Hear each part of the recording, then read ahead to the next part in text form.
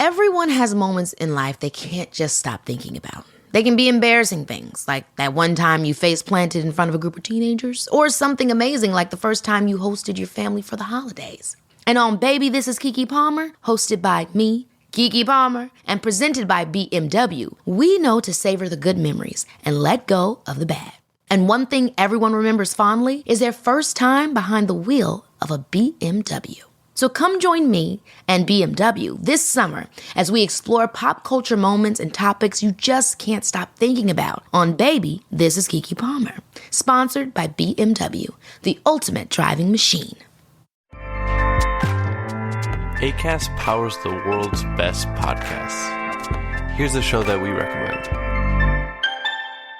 What is The Briefing Room? It's a behind-the-scenes look at how the criminal justice system works and the lives of the people within that system. If you love true crime, well, these are the real people who do the job every day of making sure justice is served. Hi, I'm Detective Dave. I'm Detective Dan. Together we have decades of experience in local law enforcement, a profession that we think is often misunderstood. So we're going to explore how to do it right, and we won't shy away from when it's done wrong.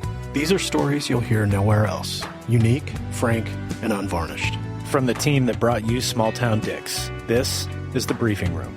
Episode 1 drops on August 30th. We'll meet you in the briefing room. Acast helps creators launch, grow, and monetize their podcasts everywhere. Acast.com.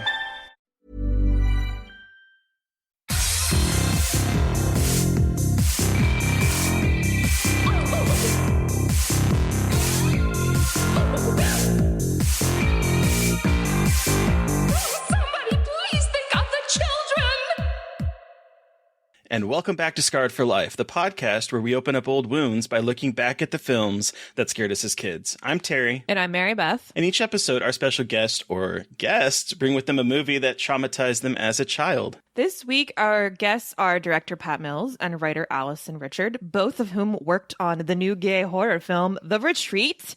Welcome to the show. Hi, thanks for having us. Thanks for joining us. We're really excited to dig into The Retreat, but before we do get to it, one of the questions we always ask is, how did both of you get into horror? How were you introduced to it? Oh my gosh.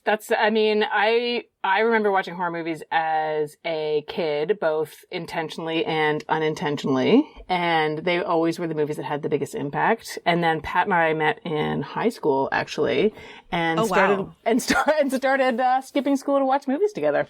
Hell yes. Yeah, that's the best friendship. Yeah.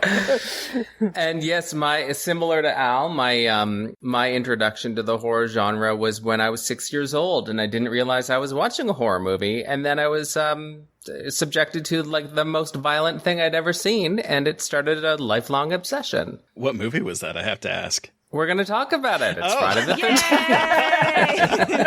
13th. Oh, no. Well, then we'll definitely put a pin in that because I have so many questions when we get to that. That's amazing. So you guys have known each other since high school then? Mm-hmm. That's awesome. We met in biology class. Ooh. And we both failed. Was it because you're watching too many scary movies? Yeah, I think so. We had other priorities at the time. Still do. Yeah. Were you guys talking about making movies or making movies back then? Or just watching them? I think we were watching them at that point, but I think that when we went to university, that's when we really started to get a bit more serious. And, I think that we co-wrote a script before we knew what we were doing. Cool. So yeah, no, it started. I think the interest in film definitely started in biology class because it was more interesting. We also biology class. Yeah, seriously. We also very not seriously, but seriously made a stop animation movie with Barbies in my basement in university, which we never finished, but I wish we had actually. It was kind of amazing. Wow. Do you have video of this? Pat, do you have that somewhere? You know what? It was a Super 8 thing, and I have no idea where it is. So we'll have to find it someday. We'll find it. Out of the archives. I think they were like drag queen Barbies or something. I don't know. It was. Oh my god. My god. I love this. Yeah. Anyway.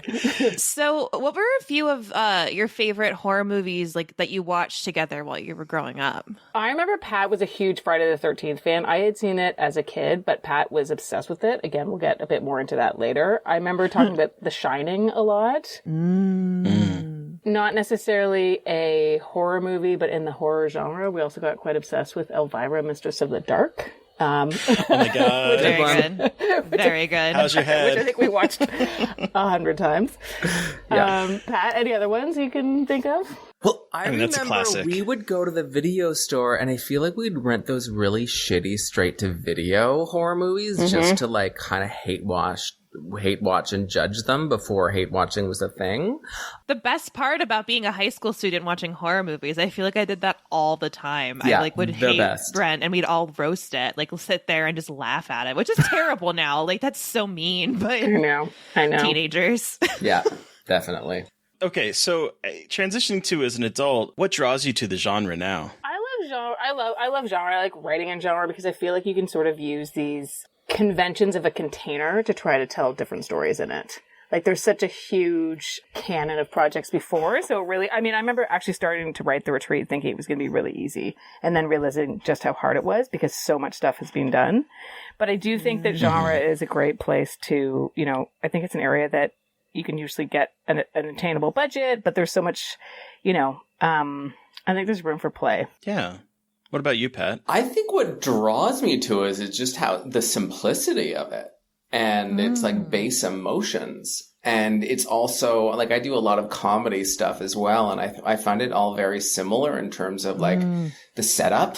It's all about the setup, whether it's a joke or a scare. And I find that kind of interesting. Cool.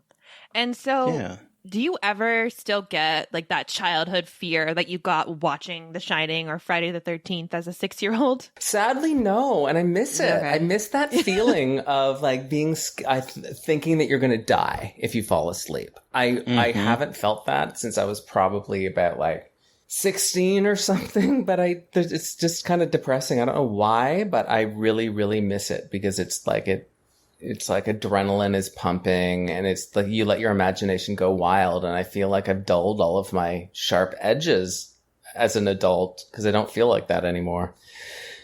And Friday the 13th now and all these scary movies are like a comfort in a weird kind of way. Like they do the opposite.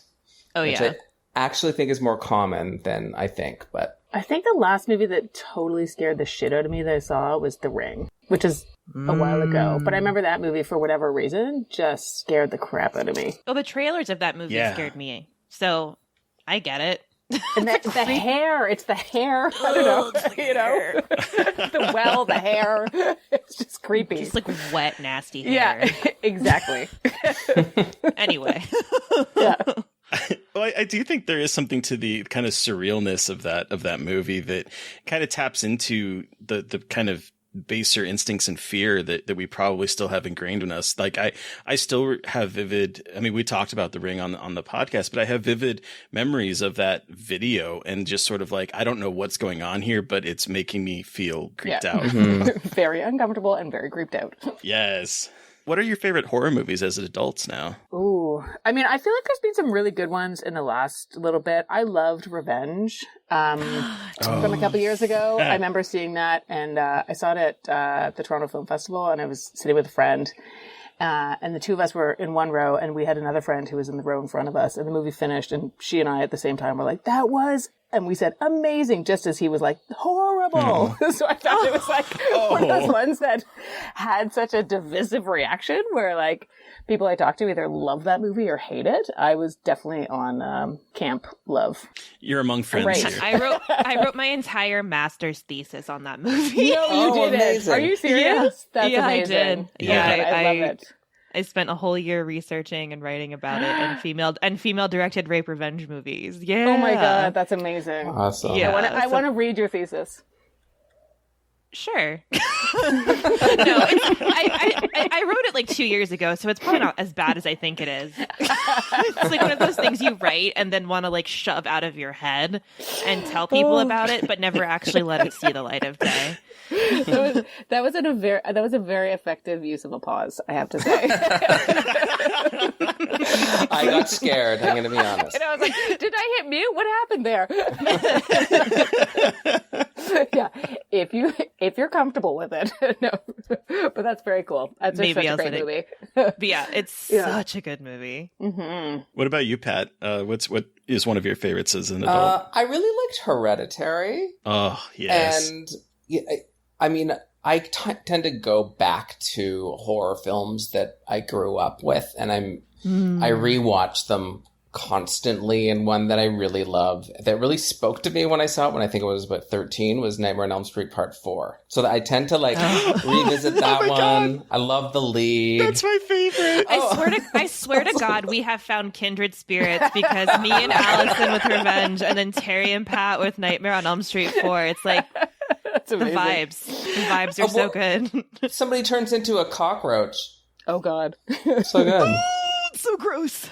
Everyone talks about 2 being, obviously the gay one of the series, but I always think that 4, I mean, that was sort of my sexual awakening as a kid with Dan. Totally. And I also think that the movie explores gender and identity in an interesting way. Mm-hmm. And that's always, for me, that's the one that I feel is more queer than Part 2. I agree. Honestly. And I feel like there's some subtext with can't remember the character's name. The actress's name is Toy.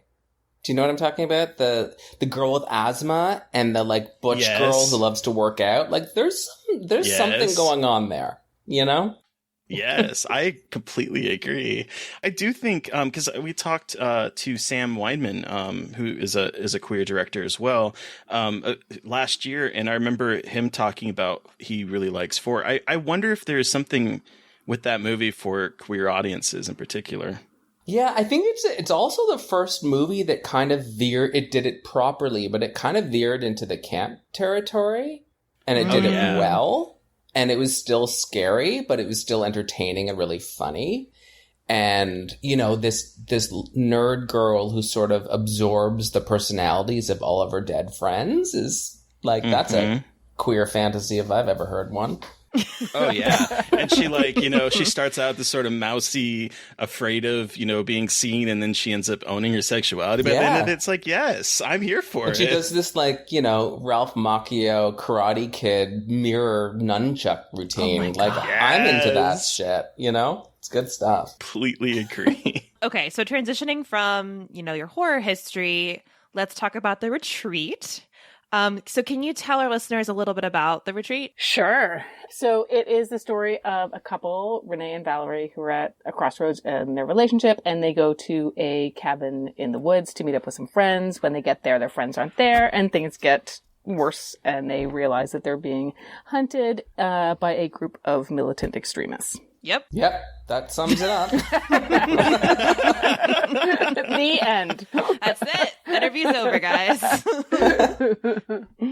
I'm curious how this story came about. How did you conceive of it, and what were kind of your influences in writing it? Yeah, so there was kind of a couple things that happened. So plot-wise, I think Pat and I had always wanted to make a gay horror movie. That was kind of one thing that we had talked about, and we would watch movies like High Tension and get, that movie was so great in so many ways. Mm-hmm. And then the sort of spoiler alert, big twist is it's the crazy lesbian, So there was a lot of that kind of, God, why we should do something that's different than this. That was, something we talked about doing. And then my wife and I went away one weekend to a remote cabin in the woods that we'd rented, and it was really beautiful and serene. And we never saw our hosts, but we just had this feeling that we were being watched, and we would, go for hikes, and we'd come back, and someone would have, changed the towels or left a little note with something.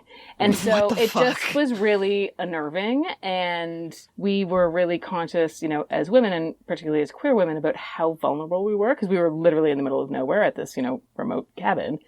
And, this idea of who is watching us? Why are they watching us? What do they want? Do they like us? Do they hate us? And that was kind of the beginning of the idea. And obviously, taken to its extreme worst case scenario, would be The Retreat. That is so fucking creepy. You leave and you come back and it's hi, I left you a little note. And you're like, what? How'd you know we were gone? Exactly. Yeah. And it wasn't we were taking the car. We'd go for a walk. So it just had kind of creepy vibes. Well, and I was thinking, that story in particular, if for anyone would be upsetting, that the fact that you come home and there's like little notes or things have been changed. I mean, because that does feel like there's an invasion of privacy there. But as queer people, I think that it's even a little bit more concerning because you don't know their intentions, because you're not what, the quote unquote status quo. You are in a place that's more rural. You don't know how people are going to react to you. So I do think that invasion of privacy for queer people is probably even a little bit more threatening. Definitely. I know every time I like rent a cottage or a cabin away, you're like, do they know that I'm gay? Do they know that I'm bringing my boyfriend? Am I allowed? Are they, it's all of those things. Then that's what I really responded to with the script, because it's like, we all relate to that.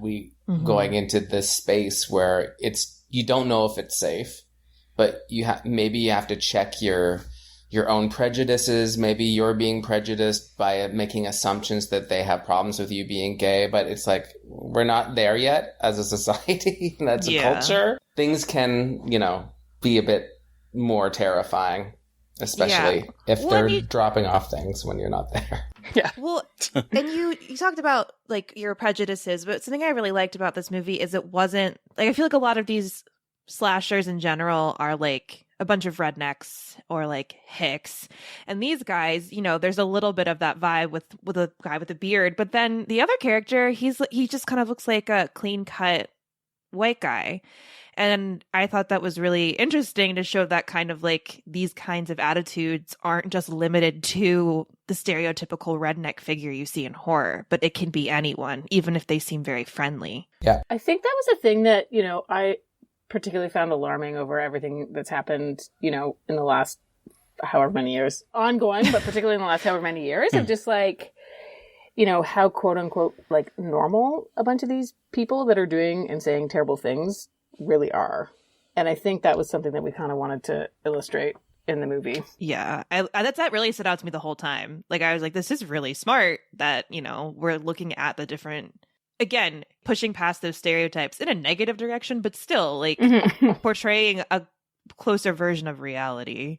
I live in the center of the country right now, I'm sort of in a more rural area, and I have to say that some of the things that I was seeing in the beginning of the movie, in particular the trucks with the balls hanging from it, is like as everyday sight. And the center of the country in particular, once you leave like the city, isn't always the most welcoming for people that look different or maybe aren't the straight passing type people. So like it is a fear that I see on a constant basis sometimes, not particularly towards me, but it's like it is always something in the back of my mind when I'm out and about and handling things in this local area, where it's like, I don't know if this is good. I traveled across the States a few years ago, and every single time I stopped for gas, I was like, why the fuck did I put on purple pants today? This was a really terrible decision. I'm wearing anyway, it's like you just feel very, very just unsure of the environment. And and there's no friends. I was alone, and I totally related to that in the script. Like, what is the straightest thing I have in my car that I can put on? Exactly. Right. To go with my purple pants. An American flag shirt and purple pants. Exactly. There we go. It says America on it.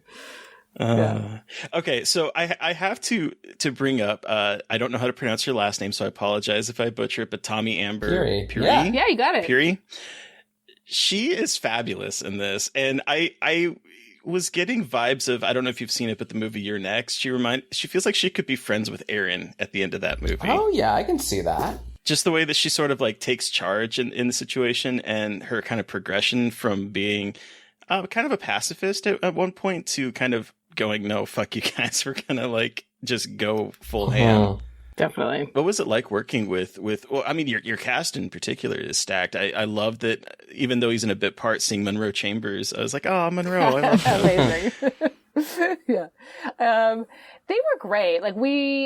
Tommy in particular, it's such a physical role. I think she really needed to recover after the shoot. It was a really hard shoot. We got, we shot it in what was supposed to be fall, autumn, and that's where the look is for the movie. But we had quite sincerely every single season thrown at us. It snowed so many times, randomly, unseasonably.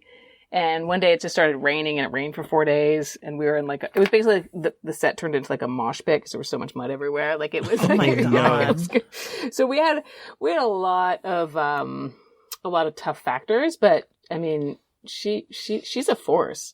She's an absolute force. And because it was so hard, I think it added something to it. Because I feel like everybody was just so uncomfortable that it just kind of you can kind of tell. Like Tommy is literally chained with metal chains to a cold, it's snowing outside garage. And I think that she was just very, very uncomfortable the entire time, but like fully game to just go 100%. And she really did. Like she really comes across so well, and she's likable, but she's so tough, which is amazing. Mm-hmm. Yeah, she was my favorite part, particularly as we move into the third act. I was just like, I was buying whatever you guys were selling at that point. Amazing. Where did you guys film? We shot about an hour and a half outside of Toronto. Yeah. Okay. And then it was sort of a piecemeal of, like the retreat that we had scouted and Pat had shot listed for, and we had everything ready, fell apart last minute. So the one that we ended up using in the movie kind of came together. Pat, there was like 24 hours before we something like shot that, yeah. there. So, like the property with like the deer stand and the garage and the barn, it was sort of written to that property. Like we knew we had access to that area. So, and then there was, just some other kind of piecemeal stuff that we found in and around the area. Cool. And just in trivia, just a few miles away from where we shot is the motel from Schitt's Creek. It's a little trivia. Oh, yeah. Oh, wow. Oh, There you go. small world. So we weren't the only homos in the area. Yeah. You guys just took over like a tube, like a mile, like a bubble, just a gay bubble in the middle of Gay nowhere. bubble. Totally. Hey, you got to make your own spaces. Exactly. Yeah, we shared the same like lunchroom. It was like a community center rental that we would eat lunch in that they used as well. So Oh, wow. Hey, Catherine O'Hara, what's up? yeah, Want to do a cameo as a homophobe killer? Oh my god. Moira Rose in a wig just standing in the deer stand watching them with binoculars. Oh, that's so good. Can you imagine? Which like That would be it would be amazing. designer camo, of course. Oh, duh. Yeah. Of course it would. Of course. Yeah. Oh my god. A sequel? Just kidding. All right, so we've talked about the retreat and your horror history, but Pat and Alyson, what movie are we talking about today? We are talking about Friday the 13th, the original from 1980. The OG. Mhm. So for those of you unfamiliar with Friday the 13th, a group of camp counselors are stalked and murdered by an unknown assailant while trying to reopen a summer camp, which was the site of a child's drowning and a grisly double murder years before. Okay, so you kind of teased us a little bit, but I want to know, when did you both see this movie and how did you see it? And give us basically your horror story about of seeing this movie for the first time. Well, I have two experiences with this movie. My first experience was seeing a scene when I was 6 years old, and my sister was watching it in our creepy basement. I walked down not knowing it was a horror movie, and there's this girl in a raincoat, and she goes into this bathroom and she gets an axe in her face. And I don't know why my sister, who's older than me, said, like, you know what, maybe you shouldn't watch this. You're 6 years old. This might scar you for life. And nope, I sat there, I watched, and then I was screamed all night long. And I remember going to school the very next day. I'm in the first grade, and I'm looking at all of my classmates and thinking, you have no idea what I went through last night. I have seen some shit. I have seen what nobody here has seen before, and it's awful. And then it's funny, I watch that scene now, and I'm like, why is she screaming and holding on to the curtain and not moving and running? But, you know, you got to get your shot before the axe kill.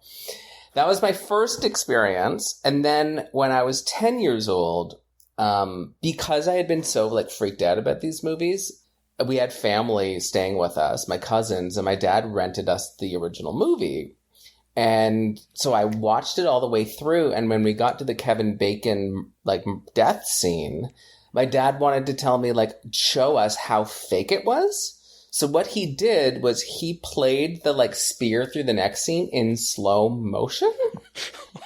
In his mind, I would see how fake it is, but in my mind, it just burned a hole in my psyche, and it like kept me up all night. And the other thing is that because we had family staying with us, I had to give up my room to my aunt, and I had to sleep in a tent in the backyard that night. No. Yes. So that is why I'm fucked for life, because of that movie. And that is what... You didn't even have like somewhere on the floor you could sleep? They put you in a tent?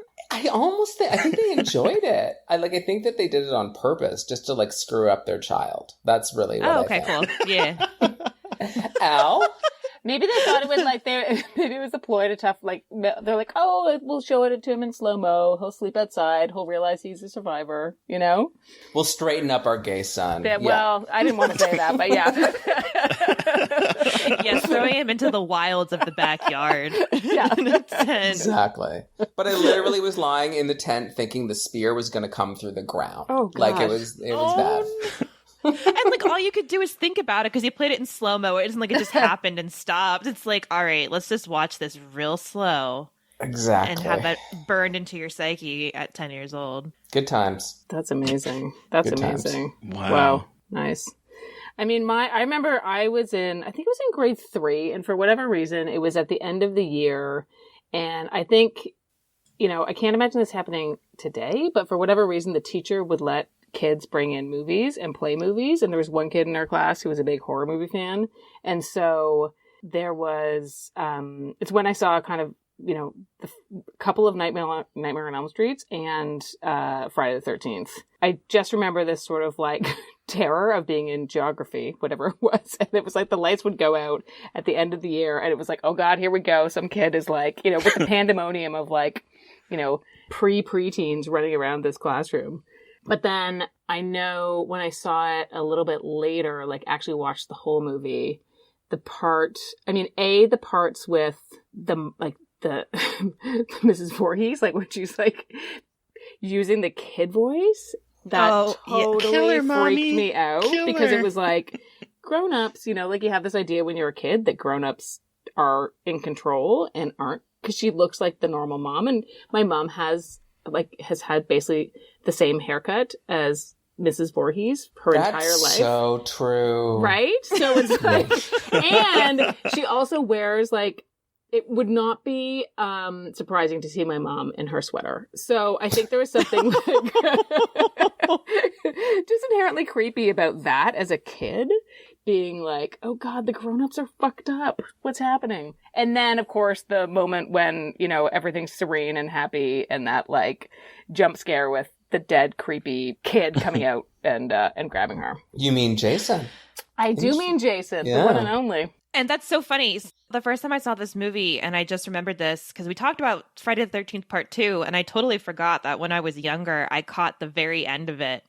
And the kid, and I was like, oh, look, a happy ending. And then the kid jumped out of the water, and I screamed so loud. And I had no context about what was happening and who the kid was. Yeah. And I was just like, what the fuck is this movie? No, thank you. Like, I thought, like, I don't know what I thought it was, but it was jarring to say the least. And I was spoiled because I saw the woman, I saw Mrs. Voorhees at the end too. I don't know. It was but it's true. It's like it's a really effective scene because it does seem like everything's fine. It's like that, which is the classic kind of ending. But it seems like everything's fine, and then just out of nowhere.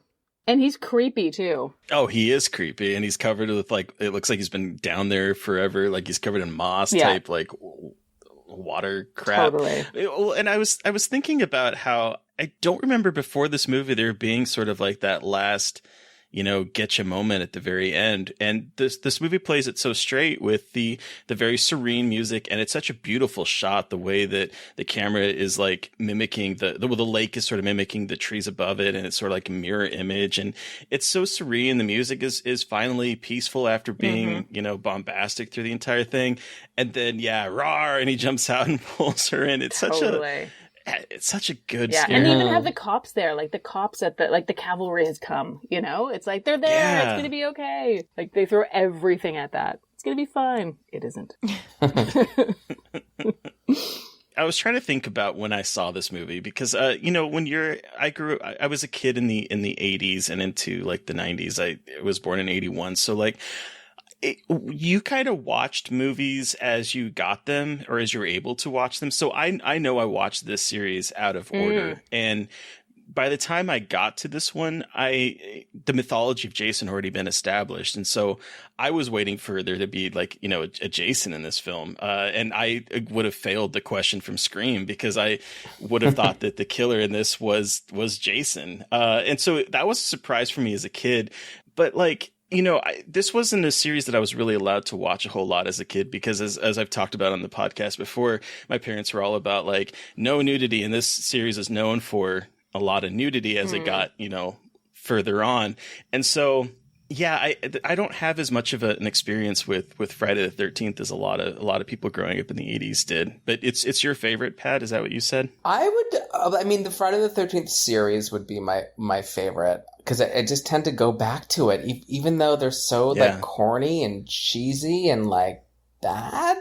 I just kind of still totally enjoy them. And in fact, I've gone back and rewatched them like more than any other series or other film, which is strange, but I love them.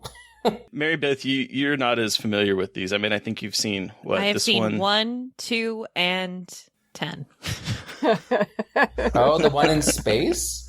Yes. Oh wow, amazing. Yes, I went from 1 and 2 to the Space. craziest thing one of the craziest things.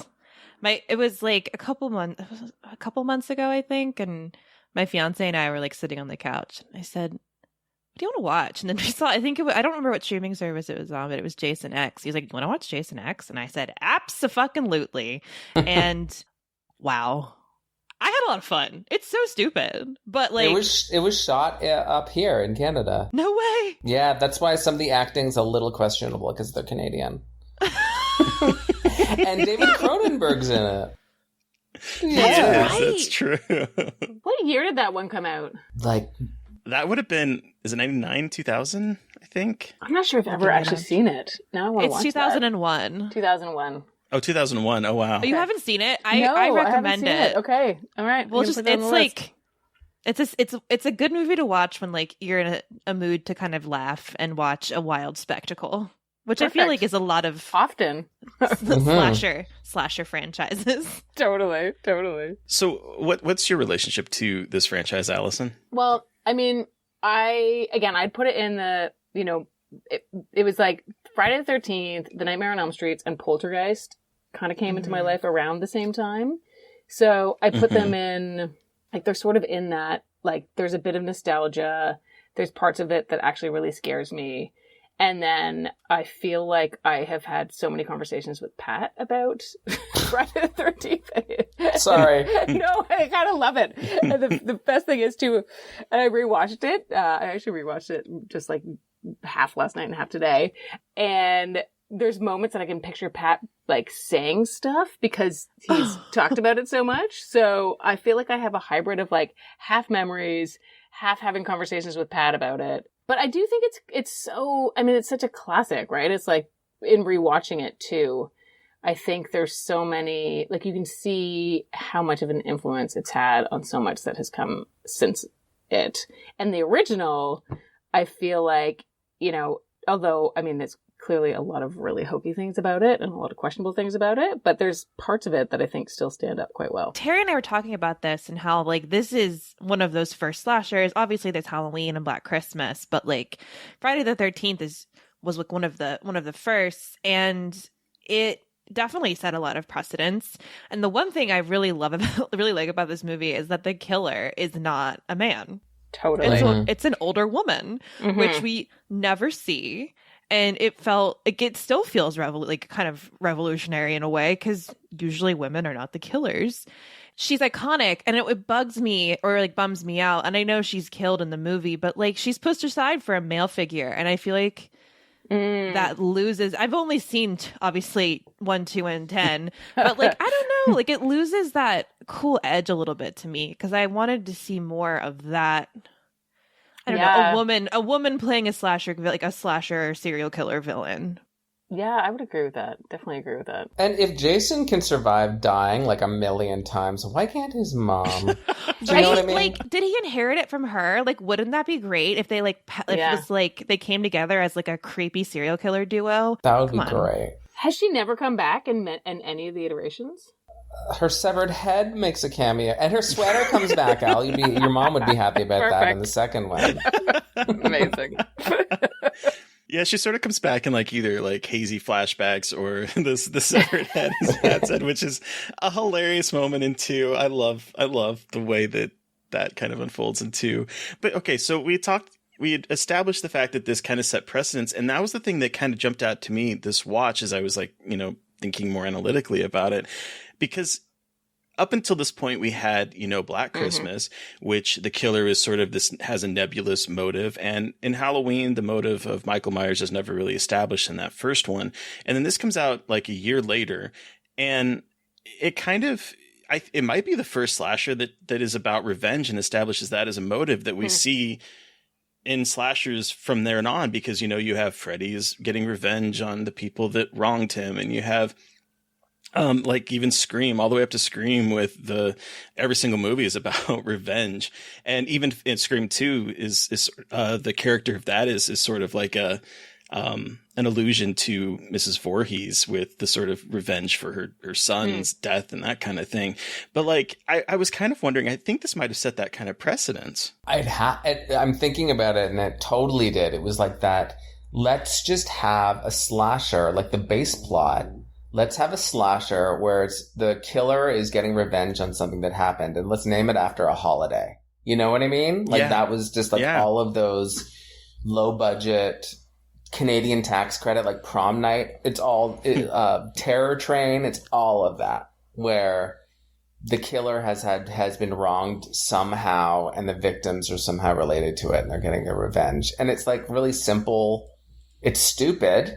It's absolutely stupid, but it's clean, and you get it. Well, and it also sort of establishes that because you can trace like the lineage of slashers back to even like the Italian giallo films. And the thing that I think this one in particular takes is that sort of mystery around it, because, we're not really sure in this film, unless you know the ending, you're not really sure who the killer is. And there are a couple of red herrings, like it could be kind of Steve Christie, the man that's setting up the camp, or there's a little hint that maybe Ralph, maybe he is sort of to blame, because he's that kind of kooky prophet of doom, where they literally call him a prophet of doom in this movie, which I think is hilarious, since that's satirized all the way up into Cabin in the Woods. But there's like that mystery angle about who is doing these killings, because it establishes it early on that this is someone that looks and acts kind of normal, because otherwise poor Annie wouldn't have gotten in the car with them, Poor Annie. Poor Annie. Okay. My favorite actress in this entire movie is Annie, and she's killed off. Yes, and she's killed off. She's great in it. I love Brenda. She gets killed too. I was going to say, in fairness, they all get killed. I mean, true. What I liked about Annie, though, the character, I was so sad, because I think that she has the most charisma out of all for me personally. I love the actress that plays her, but I did like that it sort of sets you up to think that she's going to be the final girl, and it does like a Psycho homage in kind of in a way where it unceremoniously kills her and slashes her throat, and it's like, oh no, she's not the hero that we're going to be following through the movie. It's going to be this person with the feathered hair, Yeah, I remember being really, even when I saw it the whole movie a couple months ago, I was shocked by that because I didn't know that much about the movie because I was like, I'm going to eventually watch this. I don't want to be spoiled, even though I'm already really spoiled on the end. Mm-hmm. But I was thinking, like, this is a movie pretty interesting. Like, you know, they kill the person. There's always that introduction where they kill the person near the beginning. But this one felt different because she did feel like the final girl and felt like she was going to come into the camp and like we were going to see the world from her eyes. But it's like... And it does take a long time with her too. Like they spend a sweet amount of time with Annie, you know? Right. Yeah. And then they do her dirty. Oh well. Yeah. They do her dirty. So dirty. Poor Annie. Poor Annie. Rest in peace, my friend. But with the introduction, so they introduce her, and then they introduce Marcy, Jack, and Ned. Jack, of course, played by the delicious Kevin Bacon. And I know I'm reading too much into this, but when they're driving in the truck, I was like, this is a throuple right there. Oh my gosh, this amazing. is a throuple. Because Marcy is literally like massaging Jack's naked shoulder, and he's moaning, isn't that just sort of like happily like, haha, this is great. I'm in the car with my two best friends. Like they feel like they're just, you know, maybe a little weed or maybe a couple shots away from all fooling around together. And there's a scene later when they are making out and Kevin Bacon calls for Ned, you know? I'm picking up what you're putting down. He's calling him Neddy, you know, and he's like, oh, it's just Neddy. And ironically, they sort of do kind of consummate it all three together because they're having sex in the bed while Ned is dead above. Poor Ned. True. Yep. Ned's on top. In the bunk bed. Ned is on top. Oh, man. Yep.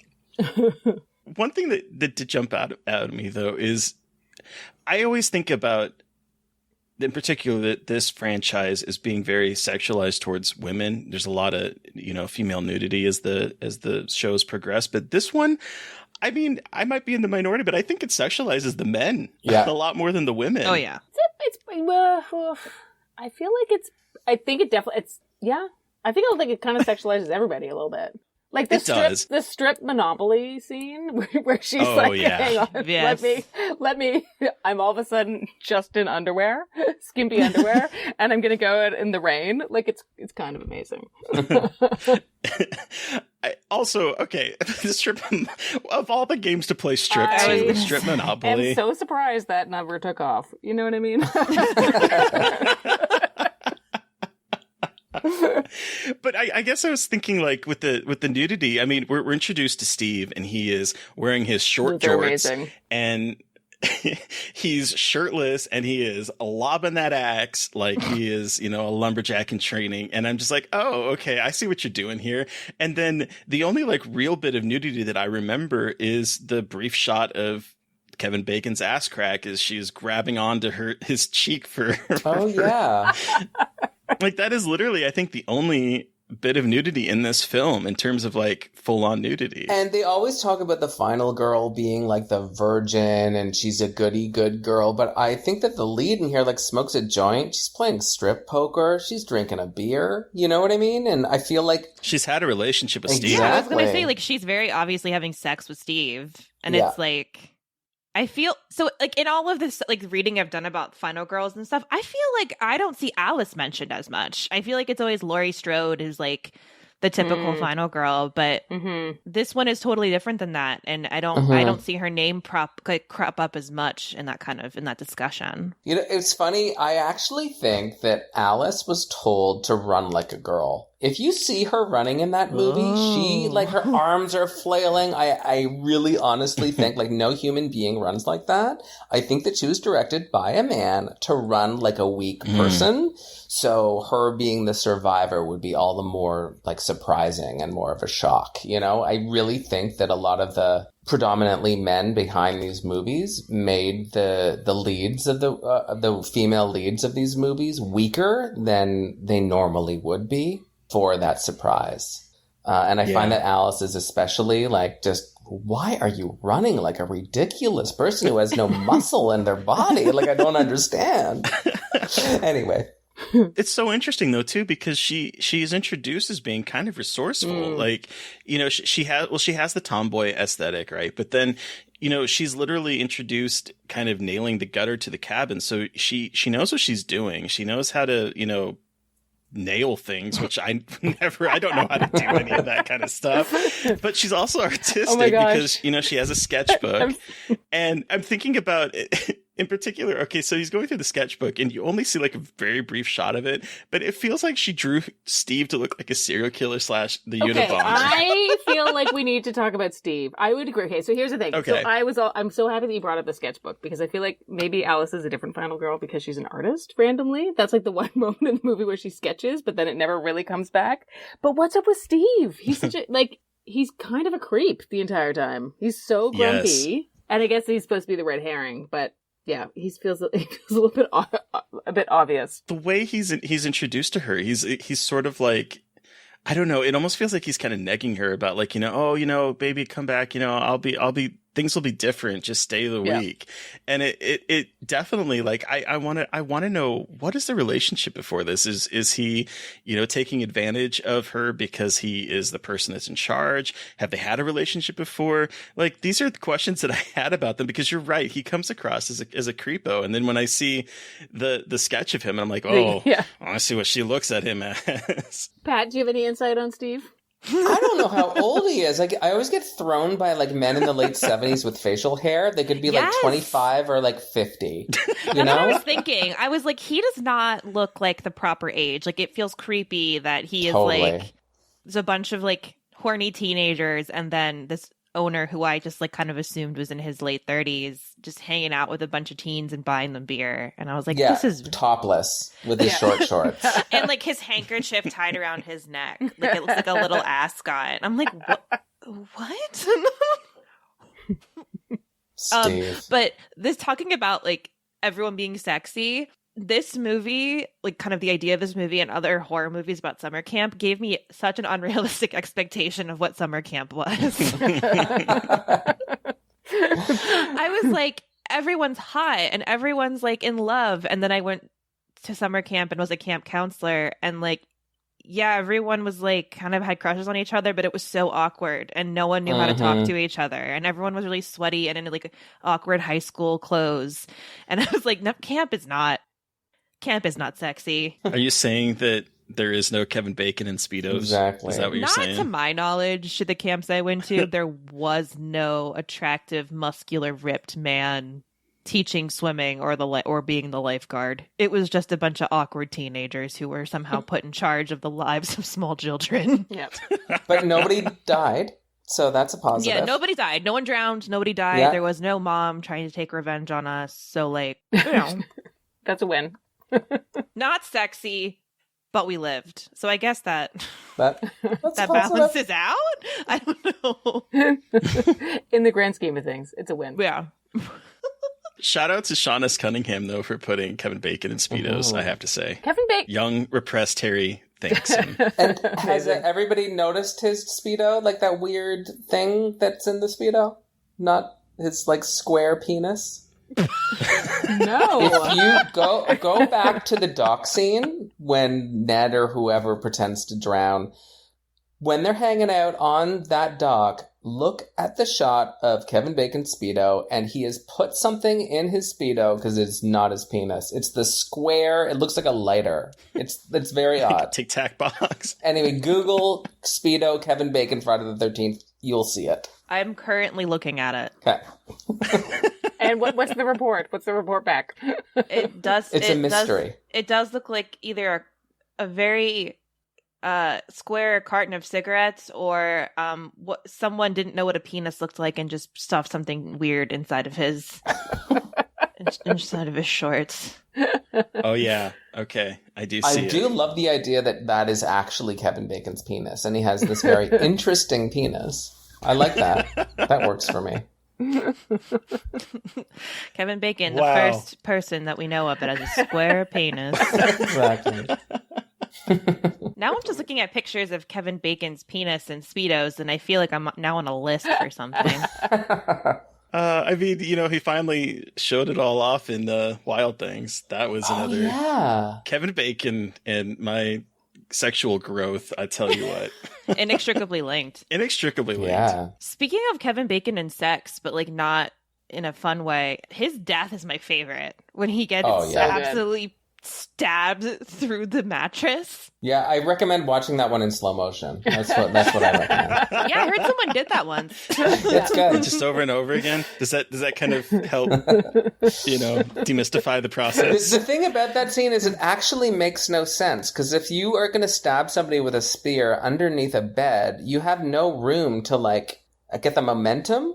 Do you know what I mean? Like there's literally no way to do it. Well, Terry also had a thought about this as well. I have a question about this scene. As I was watching this, I was creating a story in my head. I want to know about Mrs. Voorhees hiding under this bed while Jack and Marcy are fucking. And she like hides under this bed, and she's been there since before they got into the cabin. I'm like, what was she doing under the bed? Did she hear them come? And so she like decided, oh God.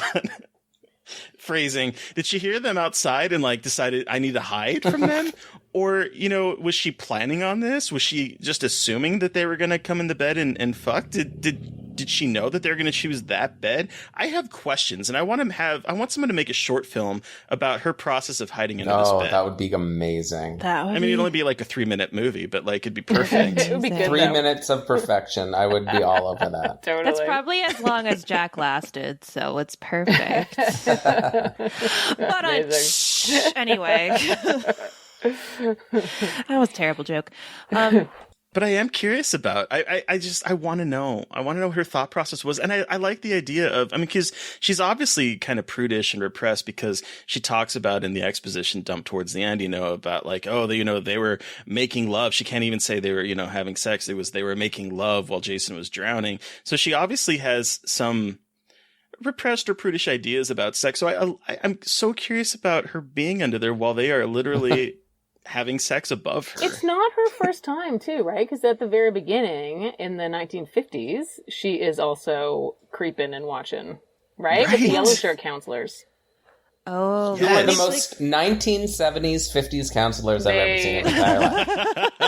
Are amazing. Yeah. But like that is so interesting to think about Mrs. Voorhees as a voyeur, and probably getting too deep into something but like just watching people have sex and waiting until they're done, like that is so, or like close to being, I don't know, it's so weird to think about, but also very interesting. And then when they're done, she's like, I'm just going to stab you through the through the neck slowly.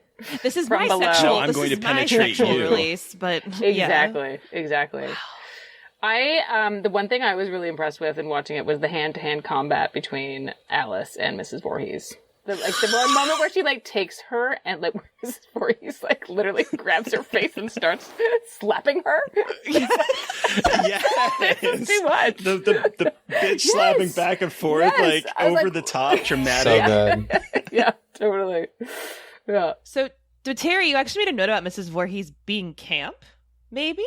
Yes. Oh, yeah. That made me I'm think curious of that. what people's thoughts about her as camp. I definitely think that she's camp, and you just like that slapping scene is perfect. They would never do that now because it's too over the top. No, which is why it belongs in the perfect movie. Yeah, the slapping is kind of amazing. Well, and then when she talks to herself, she's like, "Hi, mommy, get her." It's just like it's so much, and it's so good. I know, it's really borderline. Like it's borderline. It could have been ridiculous in 1980. I feel like they got away with it. It's kind of ridiculous now, but her performance is actually amazing, because in anybody else's hands, that wouldn't work as well as it does. Okay, so I have a story about Mrs. Voorhees. In the early 2000s, I went to a screenwriting seminar because there was a professor at UCLA, Lou Hunter, who's written a book on screenwriting. He lives in Nebraska, which is where I live, and he had a seminar, and it was in his Victorian mansion or Victorian manor out in like this small rural town. And so I went there as a 2-week course, but he had one of his co-teachers with him was a woman named Linda Voorhees. And I remember meeting her, and she was known for, I guess, like her big thing is that I think she wrote Lion King 2. Okay. Simba's Pride. But like she didn't. I asked her, I was like, do you get called Mrs. Voorhees a lot? And she seemed to be very clueless about that. But she would talk about how with writing, how when you had to write, you had to use a scalpel and not an axe. And she would act out like a very small like incision with the scalpel. Vices like, don't use a hatchet. She would swing her hand God. and it just reminded me so much of Mrs. Voorhees with the like over the top like actions. And I don't know. Every time I think about Mrs. Voorhees, I think about the teacher where she's like, you got to use a scalpel, not a hatchet. That's amazing. Was she wearing a sweater? She was, actually. Yes. Amazing. That's great. I think we've discovered what the plot is for, number 20. What number is it up to now? How many have they made? Well, they rebooted them. Like, I think that they went up to, X was the last one. Jason X was the last one, I think. And then they rebooted it. Yeah, and then the remake. Yeah. Yeah. And in the reboot, was it her or was it Jason? It was Jason. No, yeah. It like sort of does a quick fly through of the first 3 films, it seems like, in like the first maybe 20 minutes of the film, and then it just relies on Jason. And I know that this franchise is like caught up in a bunch of rights issues where some people own it and some people don't. Like there's a whole lot of issues about why they haven't made anymore, unfortunately. But I would love to see them continue. That would be great. Totally. And not try and reinvent it. Do you know what I mean? If they just do a straight up another trashy like horror movie, it would be great. The thing that I didn't like about the remake is it felt like it was trying to appeal to what they think horror fans want, which is boobs constantly, boobs and blood. Right. And I was like, that actually, if you watch the original, that's actually not what it's about. But I just found it really gratuitous and like just not fun, you know? What do you think of Freddy versus Jason? I think Kelly Rowland's in it. That's pretty cool. But I remember not finding it scary at all. I just found it a little too almost too slick, if that makes sense. Like an action movie. Okay. Yeah, I would agree with that for sure. Yeah. What's your guys' favorites of the Friday the 13th films? I would say part 2, because I like the final girl in that one, partially because it reminds me of Alyson. Me? Yeah. Oh my I've God. I told you that. I forgot. You know, she's like studying child psychology. You know, she puts on the sweater. I have sweaters, but I have never studied child psychology. I think I'm talking to the wrong Alyson right now. This is really awkward. Amazing. I am putting Friday the 13th Part 2 on my list, though. Do you have a favorite at all, Allison, or are you not as familiar? I think the first one. Yeah. I know that's a cop-out because we just already talked about it, but I do feel like, for all the reasons that we talked about, I'm going to stick with number 1, the OG. What about you, Terry? I mean, sorry, Pat, this isn't my favorite of the franchises, of the big horror franchises. I'm an Elm Street kid, but I honestly think 2 is probably my favorite as well. Especially on a rewatch, because we rewatched it back in November for the podcast, and I do think that there's something about that one where they haven't established a mythos behind Jason, and it's a little bit scarier than some of the other ones. I do like gosh, what is it? Is it 6 where it takes the 007 opening? It's 6. Yeah. I think that one's kind of fun. As much as everyone likes 3 and 4, I don't care about either of those. Yeah, I agree. Other than the fact that 3 is where he gets the mask. Oh, that's right. He doesn't get the hockey mask until the third. See, I was very confused about Friday the 13th until recently because I knew nothing about it. And I was just like, wait, hold on. The hockey mask isn't in the first one? What? It's not even in the second one? What? No. Despite being a horror fan, here we are with me learning these things this year. Which I have to say says a lot for the franchise that they could manage to, establish something that big in the third one and keep it running. Right? Yeah. But going back to this one, I do want to talk about the ending a little bit because, well, first of all, I think the pacing of this movie is a lot slower than I kind of expected it to be on this rewatch, because I've rewatched all of them over the last year, and it always surprises me how much slower paced and a much of a kind of a slow burn this one is in comparison to the later ones. And the finale is so protracted between Alice and Mrs. Voorhees, where like they have like a little set piece and they fight, and then Alice is like, okay, I'm gonna go run away, and then all of a sudden they're doing it again, and it seems to like escalate from the slapping to the she uses a frying pan, to like defend herself, to Mrs. Voorhees bashing her head against the Oh my beach. God, that's amazing. Which that part is the best. It's so intense. It's so funny though. It's like, yeah. But it's weird watching this one after watching some of the later ones, because it is a lot more of a restrained, I guess, in a way, to what it would eventually turn into. They really milk even some of the quieter moments. Like I was watching it and noticing there's a scene where she's lighting a lantern. And it's just I loved that scene. It just goes on. Like they let it breathe, which kind of works. So pacing wise, it doesn't seem like it's in a rush. It is quite restrained. Well, and a big part of the middle section is literally strip Monopoly. So I mean, it's like they definitely take their time with this film in ways that the later ones. I mean, this is also if you strip out the kind of recaps that every single movie after this one take on. This is actually the longest one until Jason Takes Manhattan. Oh, interesting. Like everything else is below 90 minutes, and this one is, I think it's at 95 minutes. So it's a little bit longer. It's a little bit more measured, and it's not what I think of when I think of Friday the 13th. And I think that's fascinating when you can see how it progresses. That this movie is a lot different than the series would turn into. It definitely feels more grounded than the other ones. I mean, it's not the most grounded movie ever made, obviously, but it does certainly feel a lot more grounded than, let's say, X, the one in space. I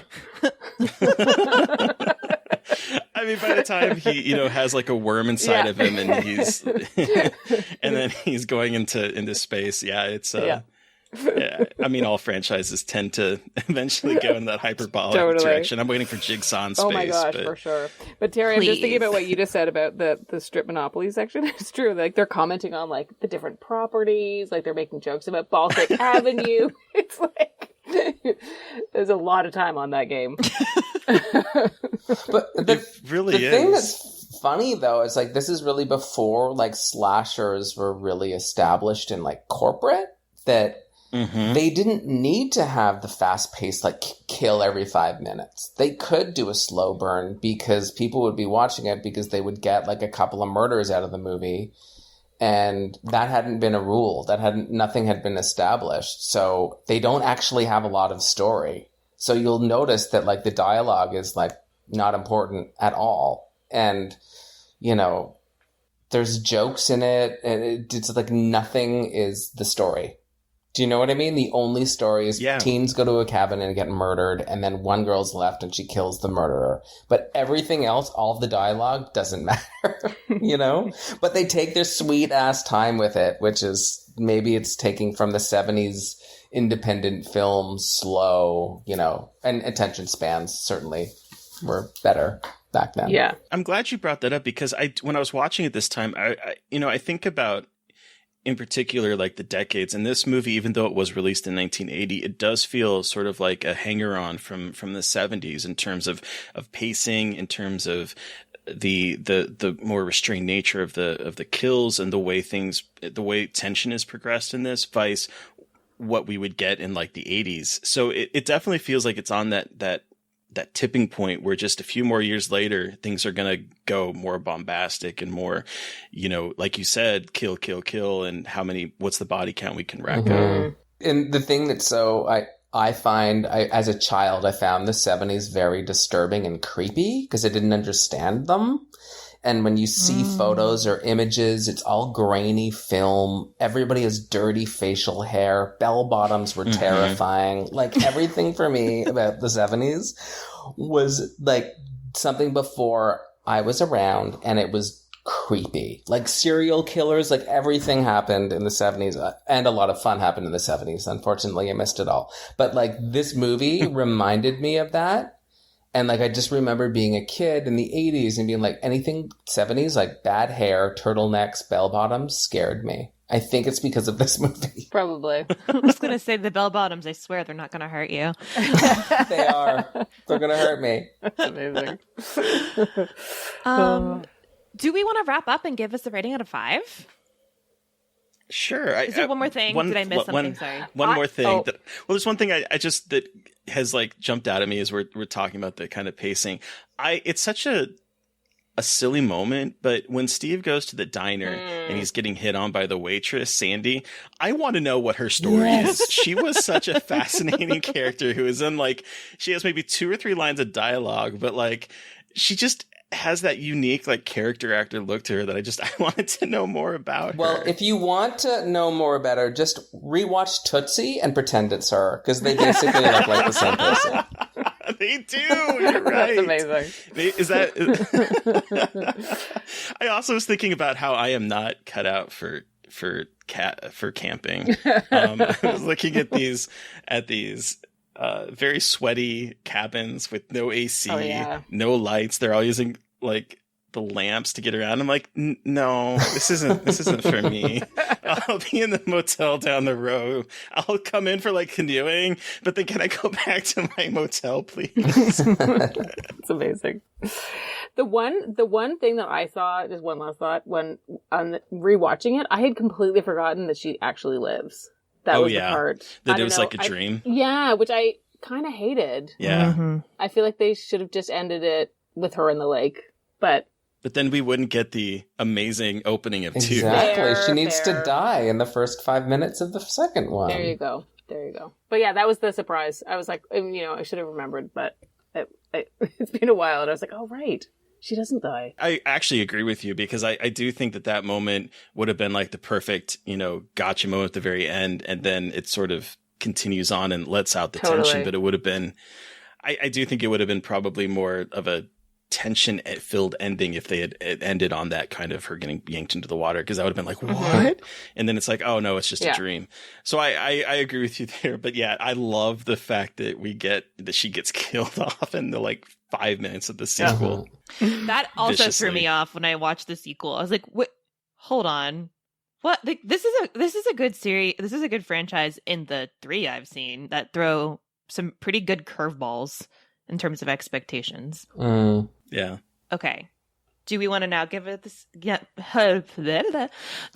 Do we want to give Friday the 13th our ratings out of 5? Yes. Okay, Terry. How many arrows to the throat do you give Friday the 13th? We didn't even really get to talk about poor Bill getting, punctured in the throat with arrows.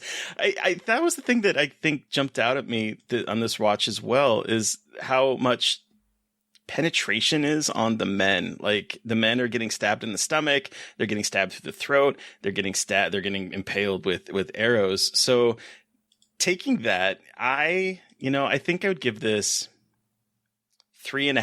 I think one of those arrows kind of, broke in transit to hit the poor Bill in his throat. I think that this movie is interestingly paced. I think it's probably one of my favorite of this franchise in particular.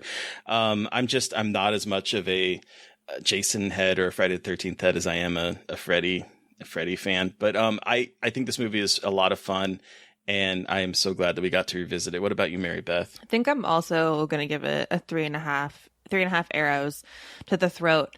It is not my favorite like horror like classic horror slasher, but I do really enjoy it, especially for what it has done to establish the slasher genre. I really love Mrs. Voorhees as a villain. I wish she was always the villain in the franchise, but that's fine.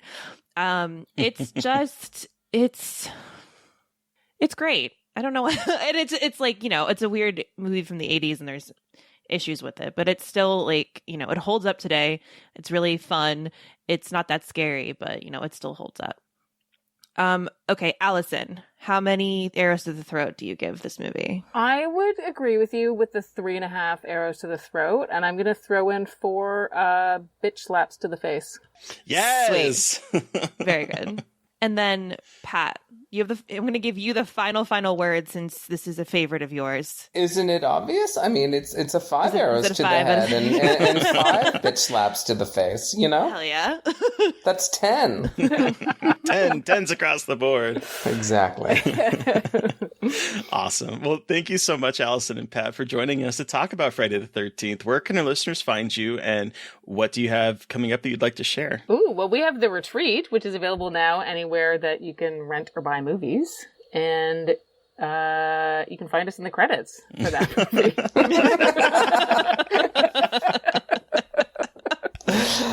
Perfect. That's awesome. Are you on Twitter? I'm Pat Mills at Twitter, and my Insta is Pat K. Mills. And my Twitter is Alyson, Alyson M. Richards.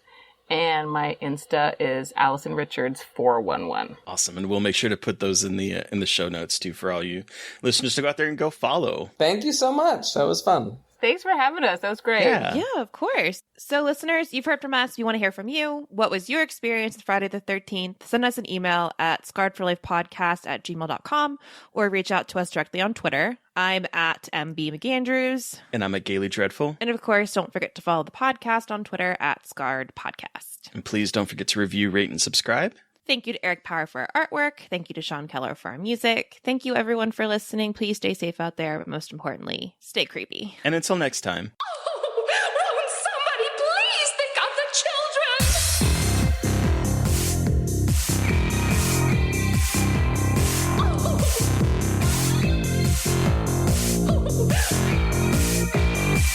Won't somebody please think of the children?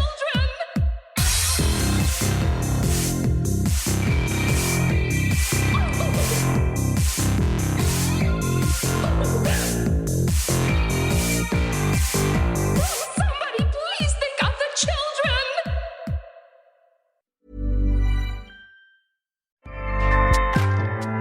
Acast powers the world's best podcasts.